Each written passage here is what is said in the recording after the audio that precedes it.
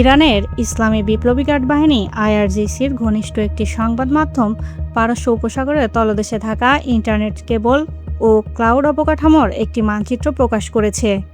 এটিকে অঞ্চলটির ডিজিটাল যোগাযোগ ব্যবস্থার উপর একটি প্রচ্ছন্ন হুমকি হিসেবে দেখা হচ্ছে। এই পথ দিয়ে সংযুক্ত আরব আমিরাত, কাতার, বাহরাইন, কুয়েত ও সৌদি আরবের মতো দেশগুলোর ইন্টারনেট যোগাযোগের মূল কেবলগুলো গেছে। প্রতিবেদনে যুক্তি দেওয়া হয়েছে, পারস্য উপসাগরের দক্ষিণের দেশগুলো ইন্টারনেটের জন্য ইরানের তুলনায় অনেক বেশি সমুদ্রের পথের উপর নির্ভরশীল। বিশ্লেষকরা বলছেন, তাসনিমের প্রতিবেদনটি সাধারণ কোনো কারিগরি তথ্য নয়, বরং এটি ওই অঞ্চলের কেবল, ল্যান্ডিং স্টেশন এবং ডেটা সেন্টারগুলোকে চলমান সংঘাতের কৌশলগত চাপের উৎস হিসেবে চিহ্নিত করেছে।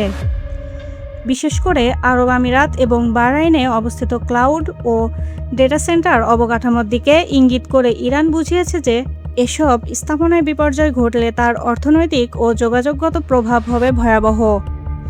এই সতর্কতা এমন এক সময় এলো যখন যুক্তরাষ্ট্র ও তার মিত্র ইসরায়েলের সঙ্গে ইরানের চলমান যুদ্ধ পরিস্থিতিতে ডিজিটাল অবকাঠামোর উপর এরই মধ্যে হামলার ঘটনা ঘটেছে।